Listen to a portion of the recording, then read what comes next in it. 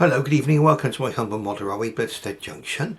The video you're about to see is going to feature 280 locomotives. That would be locomotives with 2 leading wheels, 8 driving wheels and no trailing wheels.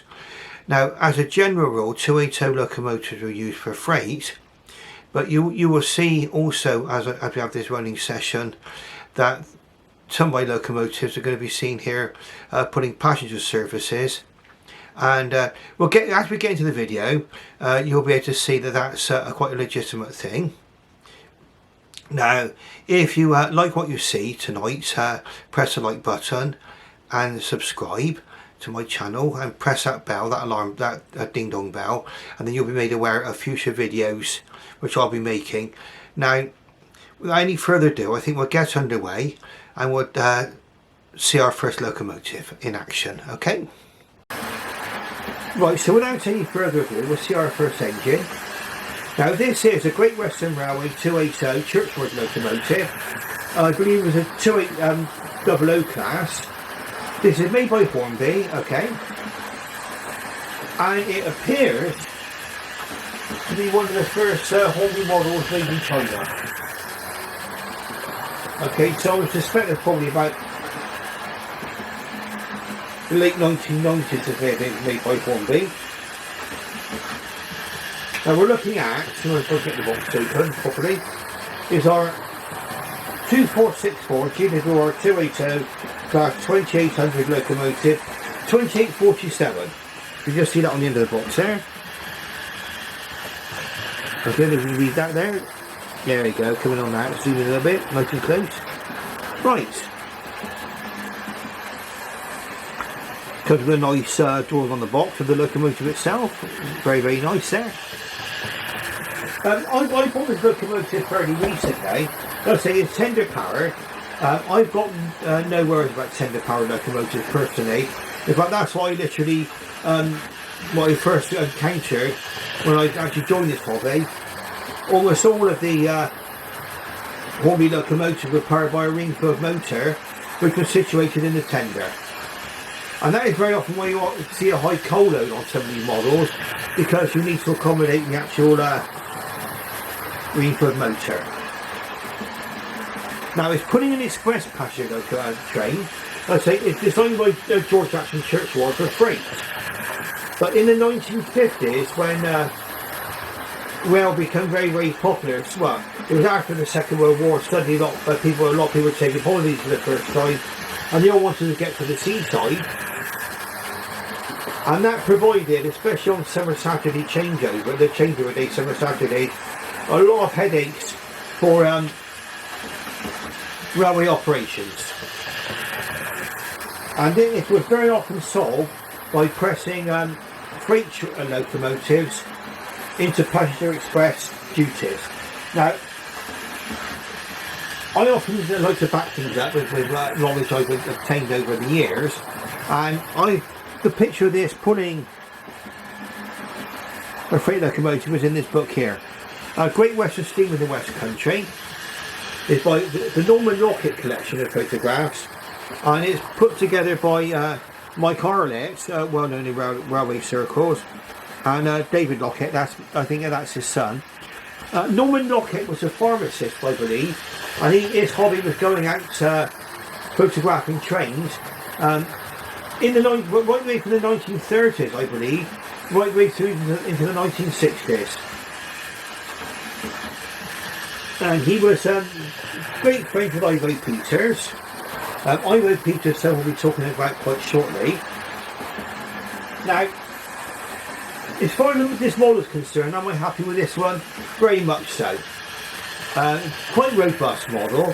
I mean, you're not going to expect this to be as detailed as today's modern offerings, but I believe it's a very, very convincing representation of this particular class of locomotive.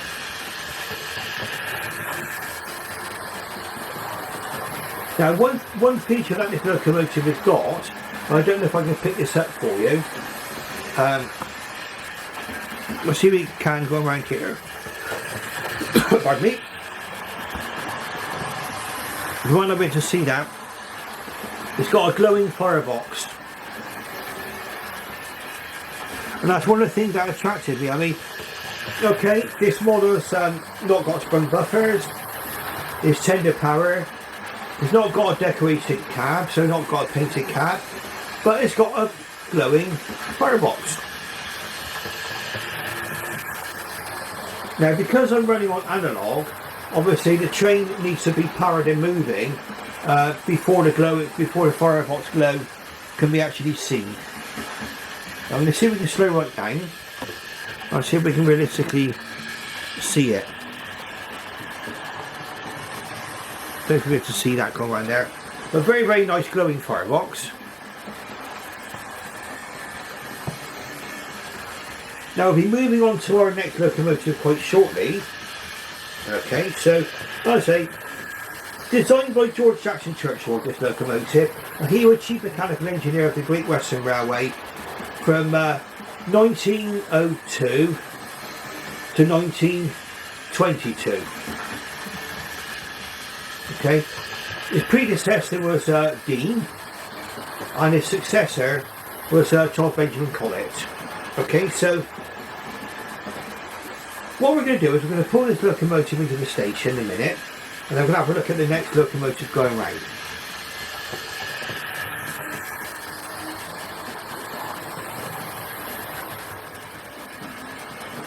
Now this locomotive I'm going to vow to run more often. We'll watch it go around one more time.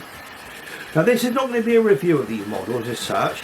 Now I've done reviews of these in previous videos, and you can look back and see those should you so desire. Now what I will say is that I am not filming, well, I left filming this until quite late in the evening. I just suddenly got the inspiration, I got the bug. And once you've got the bug, you've got to do it, haven't you? And we're talking about now about 25 to 1 in the evening. Okay, so we're going Saturday night into Sunday morning.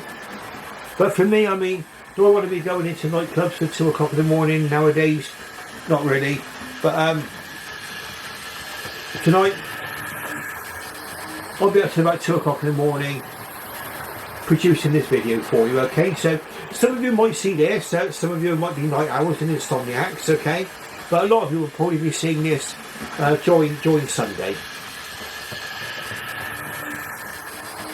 Now this actual running session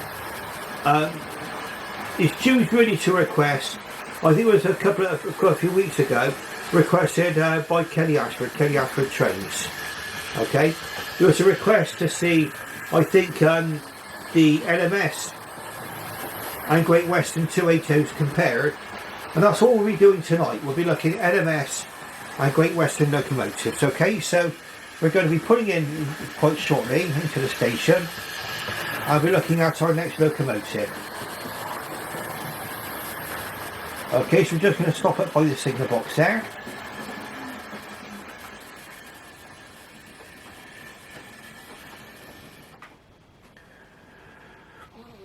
And what I would say in defence of these older and Hornby models, they're quite durable. I mean, I've never had anything fall off of one of these from this particular period of time.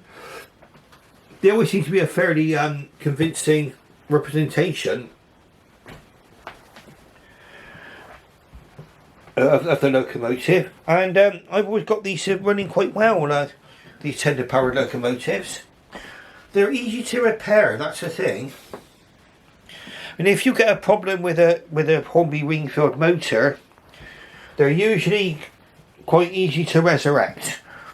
You can get the spares quite easily for them, brushes and springs and stuff, and you can be back on the rails quite easily. Here we go. Watch this. It's graceful entrance into the station. Just slow it down a little bit. There we go.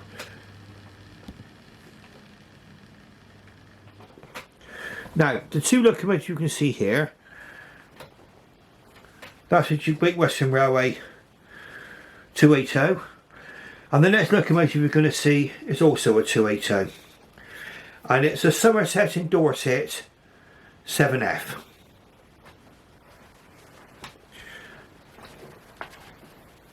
Alright, just have a quick change of points. I'm going to bring the 7F into operation.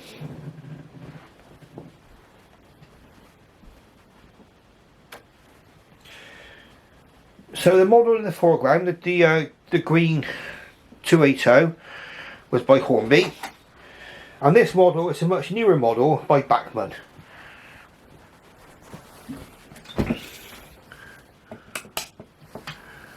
Now I don't think Hornby made a 7F, so Bachmann could be well applauded for producing this model for us Somerset and Dorset Railway fans. In fact, the 7F was not a very numerous class. I think there were about 11 of them built, especially for the Somerset and Dorset Joint Railway. Now you're going to see this pulling a passenger train, and again it's a freight engine pulling a passenger train. Quite legitimately, okay, quite legitimately, and we'll go into that in just a moment. Now, we'll just set the points for the main line. There we are, we're on the main line now. Now these came out in the early 1900s, I believe, for a particular purpose. Now the Somerset and Dorset Joint Railway had very, very steep gradients coming out, certainly out of Bath Green Park Station and all the way to Masbury Summit, and then going from the other direction from Evercreech Junction over Masbury Summit if they were travelling north then into Bath. They would also have to negotiate two very long unventilated tunnels, Coombe Down Tunnel being the longer of the two main tunnels. I mean, there was other tunnels along the line. I think there was Windsor Hill Tunnel and other tunnels on the line, but really the two famous tunnels were Devonshire Tunnel and Coombe Down Tunnel, both unventilated. If you were travelling north towards Bath, you'll be travelling uphill. Now, at the time that these locomotives were built, the Midland Railway, which provided a lot of the motive power for the Somerset and Dorset Joint Railway, were still using what they call a small engine policy. And I believe that is their most common engine in regular use then. I mean, they did have other bigger engines, yes, but not commonly used, were 4Fs. So you can imagine a 4F, which is an 060 locomotive, having to pull up a 1 in 50 gradient from Bath Junction to Masbury Summit, or let's say mile after mile at 1 in 50, okay? So these were built especially to take the goods trains over the Somerset and Dorset Joint Railway. Now again, the reason why these were pressed into service on express passenger trains was the growth of the railway usage after the Second World War, and again it must have been a nightmare for the operations departments on the Somerset and Dorset, having to get enough locomotives to arrange to carry express passenger trains from the north of England over the Somerset and Dorset Joint Railway and on to Bournemouth. There was also a branch line from Evercreech Junction to Burnham-on-Sea, but that was, like I say, was more of a branch line after the main line was built into Bath Green Park. Express passenger trains would come in to Bath Green Park, and then they would be joined by the Somerset and Dorset Joint Railway engines and put up over the Somerset and Dorset by those engines. Now these 7Fs could be seen paired with a wide variety of locomotives. They were even seen paired with the Ginty once, I think. I don't think I've seen a photograph of that. Paired with 4Fs. Paired with Bullet Pacifics, in fact almost anything. And again, on the Somerset and Dorset Joint Railway, on those busy summer Saturdays, they must have been prepared more or less to use anything that could pull the express passenger train over those hills. Okay, so it's a lovely 7F. These were all withdrawn in 1964, unfortunately. That's when it was decided not to carry freight over the Somerset and Dorset Joint Railway. And of course the Somerset and Dorset Joint Railway was originally planned to be closed in 1965, the end of 1965, but it carried on until March 1966. Soldiered on. But I believe two of these engines were in preservation. I mean, for my area, it was 53808, and that's at present as far as I'm aware on the West Somerset Railway. I don't think it's in steam, but it wasn't last time I went there. I have actually been on the West Somerset Railway when the 53808 was actually in steam. I've actually got photographs of that locomotive. Lucky enough to do that. Okay, so this is a model by Bachmann. It's loco power because it's a much later model.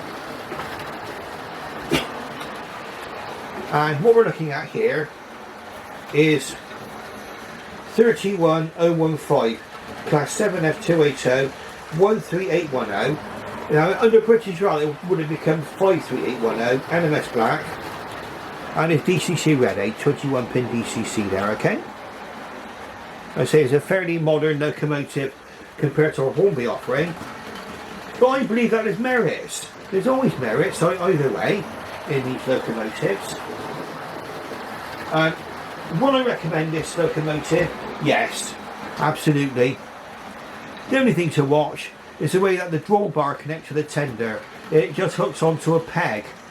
You need to make sure that the drawbar is hooked onto that peg, otherwise you've got a risk of putting the wires out between the tender and the locomotive. But apart from that, I mean, once you've made sure you've got that connection made with the drawbar, you've got a very, very nice running locomotive here, in my opinion.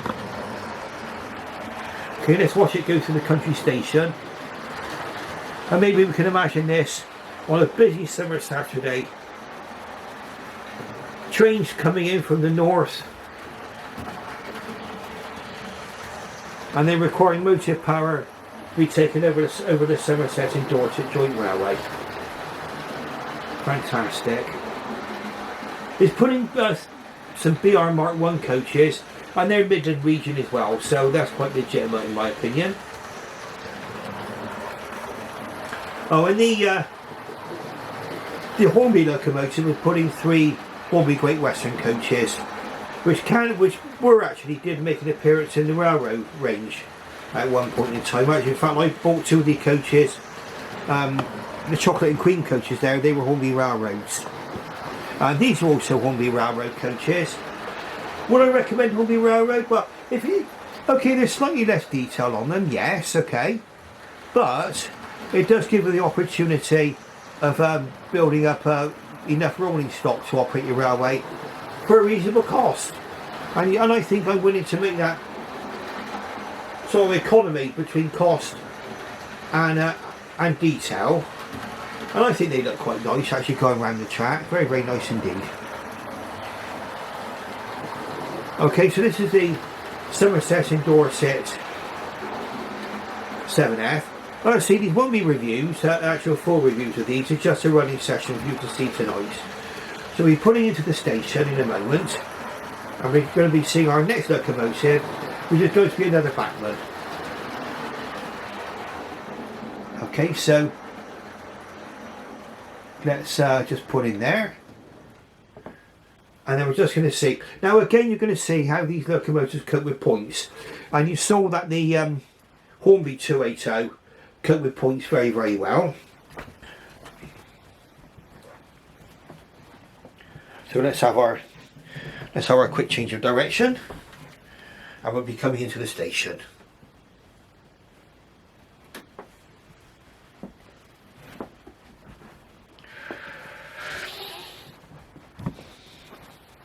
And then we can get on and see our next locomotive. Right, so we'll see it go putting in now. Now I know it's going to take a little bit of imagination, but maybe you can imagine this one either probably putting into somewhere like Bournemouth West, okay? which is where the final destination for Somerset and Dorset joint railway trains. They put it to Bournemouth West, and then all the happy holiday makers would get off the train and begin their holidays. And of course then there will be all, when you're on the summer Saturday changeover, you have all those people then going home. The summer Saturday changeover. I would have loved to have been around in those days, okay? There we go. Okay, so let's have a look then. Let's move on to our next locomotive. We need to change the main line over. And our next locomotive is going to be pulling a goods train, which is what they were made for, okay? And I don't think I've seen any picture of these pulling passenger trains.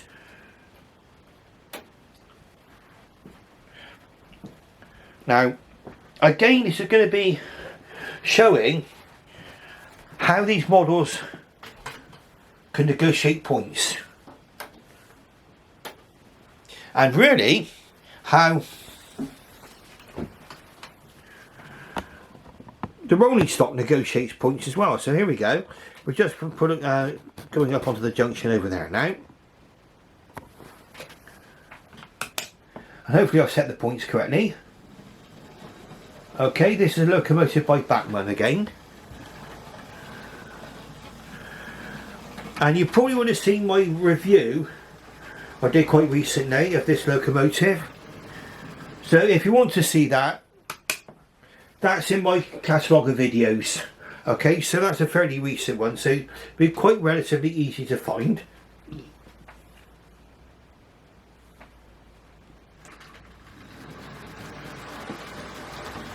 Like I say, I've not long had this model. Okay, it's what they call a Railway Operations Department locomotive originally. Really bought in for war service. Now I do believe that this locomotive is based on the on a Robinson Great Central Railway design. Okay, so, but they were used quite a lot also on the Great Western Railway. They were bought from the Railway Operating Department for use on the Great Western Railway, and again they can be seen on trains. And in my book that I've got in front of me now, Great Western Steam in the West Country, just back to look.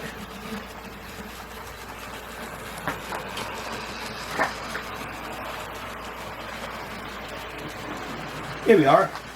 In this book, I've got a picture of one of these locomotives here, taken in on the 22nd of July 1947 by Norman Lockett. Okay, originally built for the Ministry of Munitions. 100 of these 280s were taken over by the Great Western Railway after the First World War. Although re-equipped with many GWR fittings, they always retain their original Great Central Railway type boilers. Great Central Railway, okay, that bears me out. Now we're in this particular picture that we've got in the book, we've got number 3024 heads a long wake of mineral wagons down the main line. Okay, well this one is putting a various sort of trains, buried train. Royal Daylight, that's by Dapol, the wagon, is then putting a siphon wagon, which were designed for transporting perishables, things like fruit. And then it's got the National Coal Board wagon from Lima. I thought it was quite appropriate because the National Coal Board obviously came in after the Second World War. And then it's pulled by a Bachmann brake van. Now somebody had a question actually about, he's got a brake van which waddles down the track, okay? And the only reason I could think that could be B really is if you've got wonky wheels.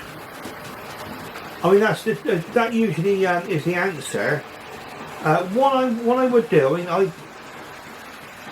what I would say to that viewer, I would look at your wheels, check they're not wonky, check nothing's stuck onto the wheels, and check that the wheels are not misshapen in some way.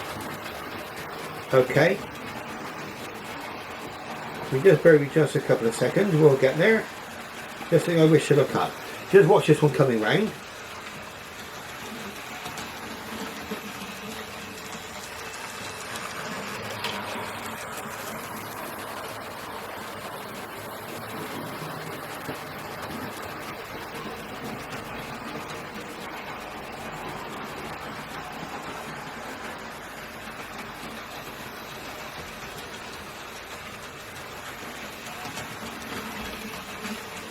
Yeah, it was Paul Higgins actually.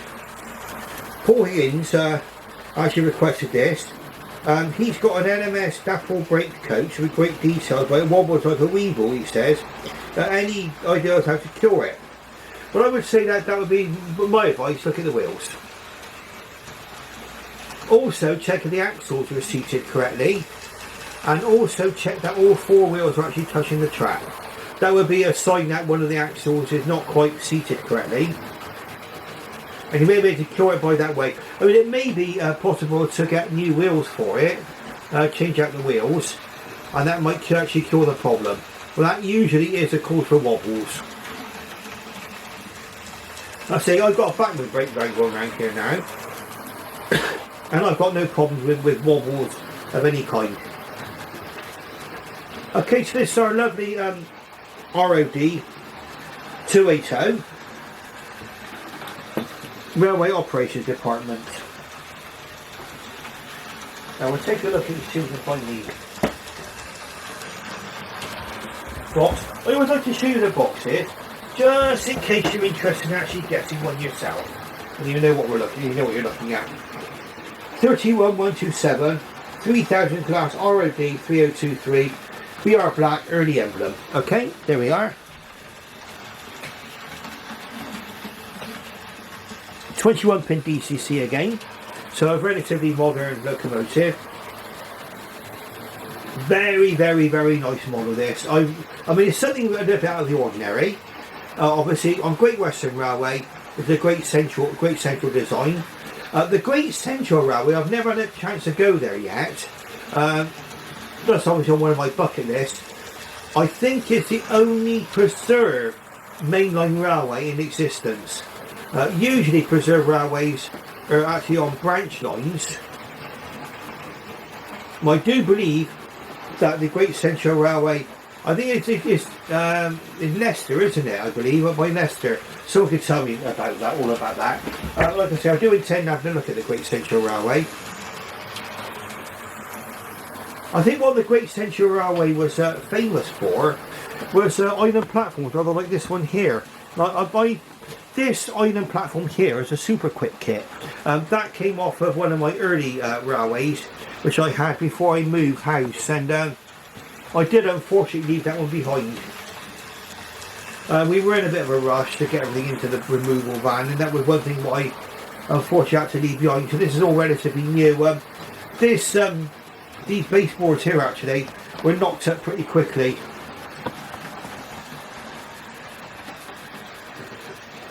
Went over to B&Q and bought 3 sheets of 4 foot by 2 foot MDF and some timber to go underneath. And this is actually all together with glue and nails. I know a lot of people will be shouting at me saying, "Oh, what a bodger!" But that's basically I did knock these up quick. But they have served me well actually. These baseboards.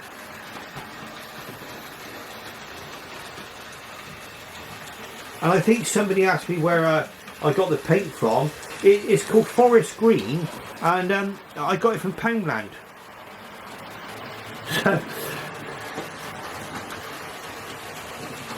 Unfortunately, I did have some oil spills on my railway going round. I was using it as a table to work on my locos as well. I should have done really.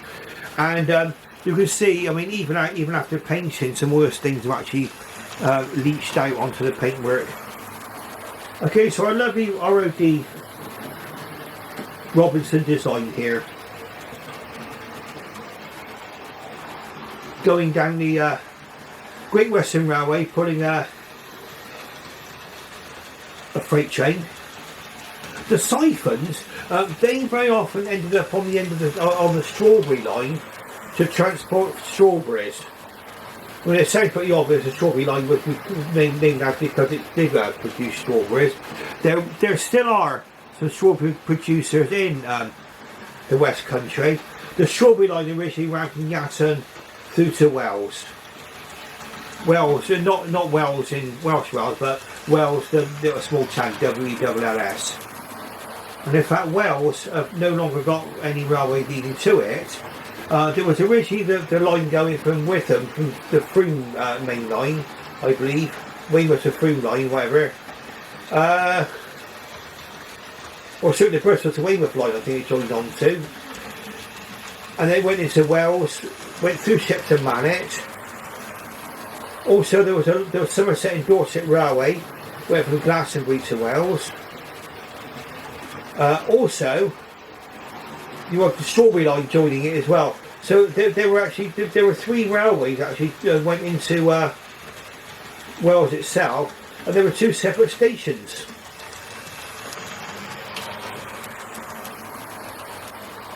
So perhaps maybe this locomotive, I don't know, is maybe pulling strawberries, all picked from the Strawberry line.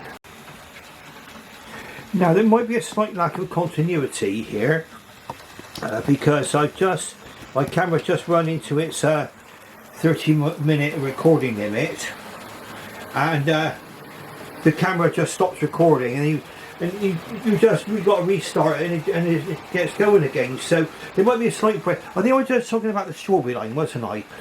So let's say this would have joined up probably with the Strawberry line, and this one would have probably been carrying freight from there. It was fruit.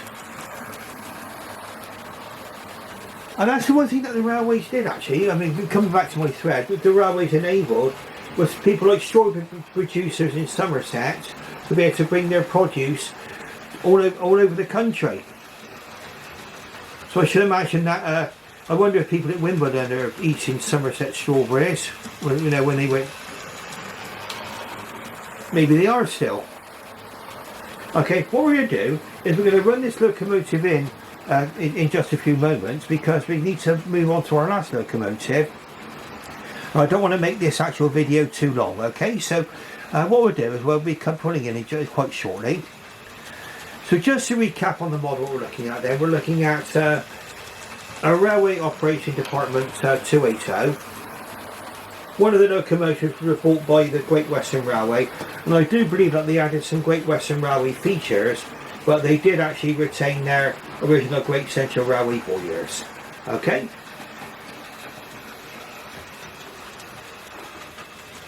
Very, very nice model this. I say I've just recently acquired it. We're going to move over to that junction there in a moment, because we're going to be pulling into the junction. I'm going to be having a change of locomotive, okay? Now how we're going to achieve that, I do not know. We shall see.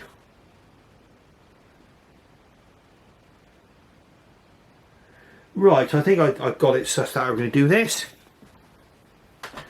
We're going to be leaving our freight train on the main line, briefly. Okay, we'll just check we've got word daylight. Bear with me just a moment, and you'll see how I'm going to achieve this. Oops.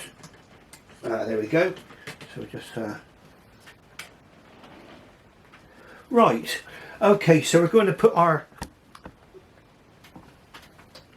Bachmann locomotive into the goods shed once I've changed the points. There we go.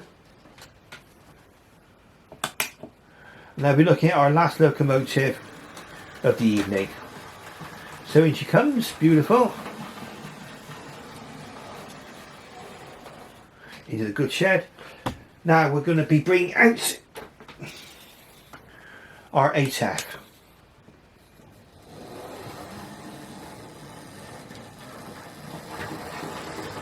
Seems to negotiate the points reasonably well. There we are. So what we've done now is we've actually joined our ATF onto our freight train, and we've left the Railway Operation Department locomotive in the engine shed. Okay, so off we go. Now this is quite an interesting model, this one. Again, it's made by Hornby.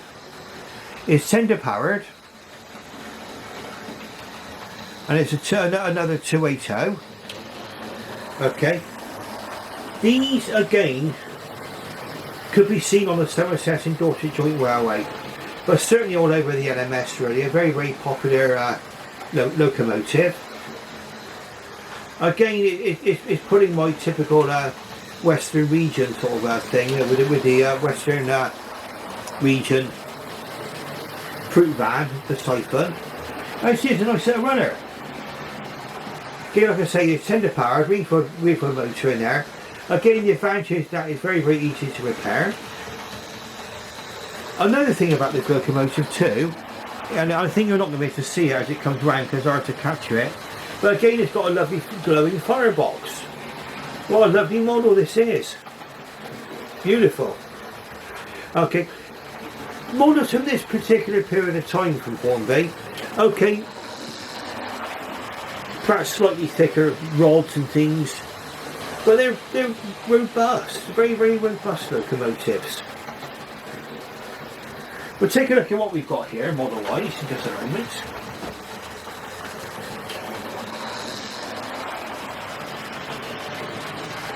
Now this particular locomotive came from Hornby in the mid-1990s, I believe, 96, 97 when they did these.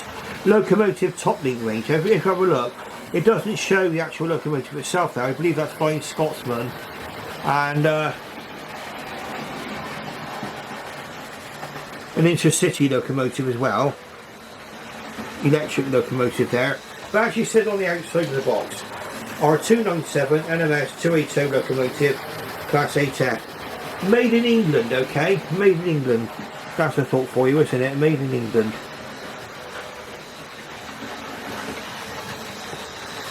And this will be actually at the point in time where Hornby were moving production to China. Now, a lot of people have actually said that when the production was moved to China, the models improved. I think what you have to remember is that they were still, I think, still designed by Hornby, weren't they? And I think from some years now, they're based back in Margate again, even if production is in China. But let's see what we're looking at here. It's a genuine Margate product. Really, really nice.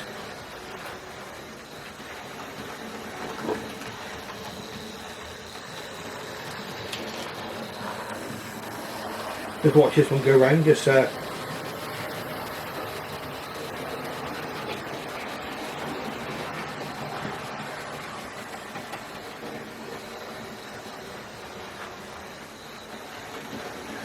Stanier Class 8F.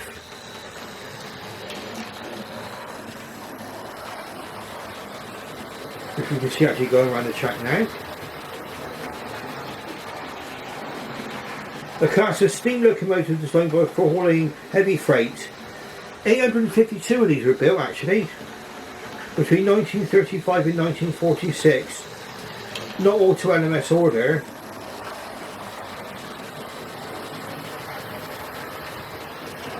They also saw extensive service overseas during the Second World War.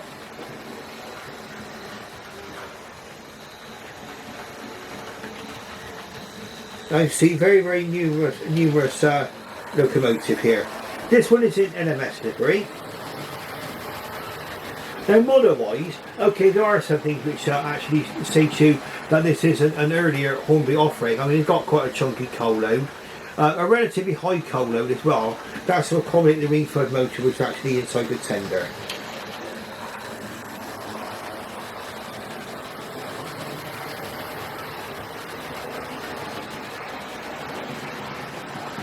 Now again, this locomotive came out as a result, really, of the fact that before the locomotives were built, and a lot of the large express passenger locomotives, the Midland Railway had a small engine policy, which left it with trains double-headed by underpowered 060s. Now, they were supplemented by disappointing Garretts, and now they're also saying that they were also a Farrer 7F 080s, according to this. But of course they were the Farrer 7F 280s as well, and I don't know if that was a mistake there. They were based, a lot of these, I think they were based on the design of the Black 5. This is basically 280 version of the Black 5. On the outbreak of World War II, the design was chosen to become the country's standard freight design.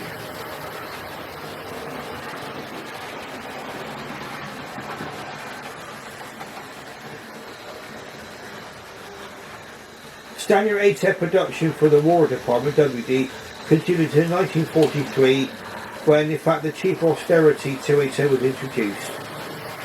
Production with British domestic use continued to 1946. So a little bit of brief history of these locomotives, quite interesting.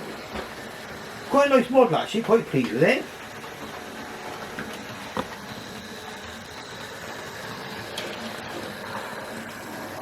So he's making a very nice effort at putting my freight train around here. Now this is my last locomotive which will be seen of the evening on my 280 running session. Like I say, if you like what you see, please press the like button and subscribe. And also don't forget to ring that bell and you'll be made aware of future videos made by me. But that's the reason why you subscribe, to be made aware of future videos. And it's getting quite late now actually.